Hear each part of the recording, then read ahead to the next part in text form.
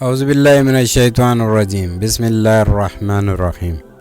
اہل مکہ کے عقائد اور شرکی اعمال۔ در حقیقت مشرکین مکہ و عرب ان بتوں کو معبود حقیقی نہیں مانتے تھے، بلکہ وہ اللہ کو ہی واحد معبود حقیقی مانتے تھے۔ وہ ان بتوں کو اللہ کی بارگاہ میں اپنا سفارشی تصور کرتے تھے، اور وہ ان بتوں کی تعظیم و عبادت اس اعتقاد کے ساتھ کرتے تھے کہ یہ ان کو اللہ سے قریب کر دیں گے۔ دوسرا، وہ تصور کرتے تھے کہ ان بتوں کو خدائی صفات میں سے قوتیں اور طاقتیں حاصل ہیں، لیکن بہرحال حقیقی رازق و مالک وہ اللہ ہی کو مانتے تھے۔ دراصل مشرک ہوتا ہی وہی ہے جو اللہ کو مان کر پھر اس کی ذات، صفات یا عبادات میں کسی اور کو شریک کرے۔ ان مشرکانہ عقائد کا نتیجہ یہ نکلا کہ مشرکین مکہ بری طرح سے توہم پرستی کا شکار ہو گئے۔ وہ بات بات سے نیک و بد شگون لیتے تھے اور برے شگون سے بچنے کے لیے کانوں کی خدمات حاصل کرتے تھے۔ اس طرح کانوں کا جنتر منتر اور ٹوٹکوں کا کاروبار خوب چمکا ہوا تھا۔ کان لوگ جنوں بھوتوں کے متی ہونے کا دعویٰ کرتے اور لوگوں کو جھوٹی سچی غیب کی خبریں دیتے تھے۔ شرک و بت پرستی میں ڈوبے یہ عرب انتہائی درجے کے رسوم پرست تھے، اور جاہلانہ رسوم و رواج کا ایک طویل سلسلہ ان کے ہاں رائج تھا۔ ان کی بت پرستی اور توہم پرستی کے بعض نہایت مذائقہ خیز پہلو بھی مورخین نے بیان کیے ہیں۔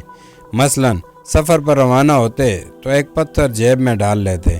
راستے میں اگر کوئی اور اچھا پتھر مل جاتا تو پہلے خدا کو جیب سے نکال کر پھینک دیتے اور نئے خدا کی پرستی شروع کر دیتے۔ اگر روانگی کے وقت پتھر ساتھ لینا بھول جاتے تو راستے میں جس منزل پر رکتے تو وہاں سے ہی 4 پتھر تلاش کر لیتے، 3 کا چولہا بناتے اور چوتھے کو معبود بناتے۔ اگر کہیں پتھر نہ ملتے تو مٹی اور کنکریوں کا ایک ڈھیر جمع کر کے اس پر بکری کا دودھ بہاتے، پھر اس کے سامنے سجدہ ریز ہو جاتے۔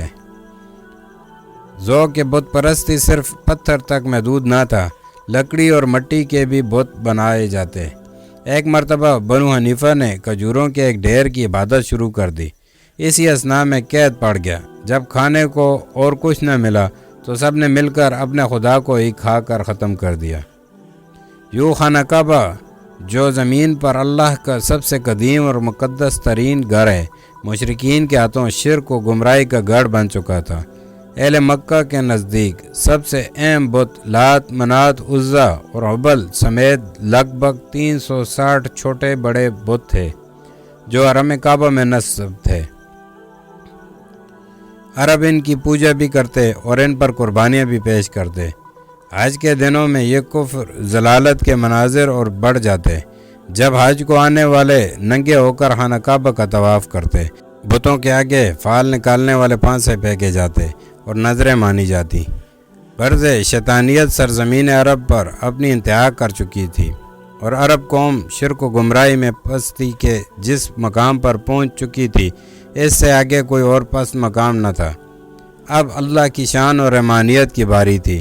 چنانچہ انہی مشرکین کے بیچ میں اپنے حبیب صلی اللہ علیہ وآلہ وسلم کو پیدا کر کے شرک و کفر کے بت پر وہ کاری ضرب لگائی کہ روح زمین کے چپا چپا پر توحید و وحدانیت کے چراغ روشن ہو گئے، کبھی نہ بجھنے کے لیے۔ اگلی قسط میں ولادت نبی پاک صلی اللہ علیہ وآلہ وسلم کے وقت سرزمین عرب میں رائج باقی مذاہب کا ایک مختصر تذکرہ کیا جائے گا۔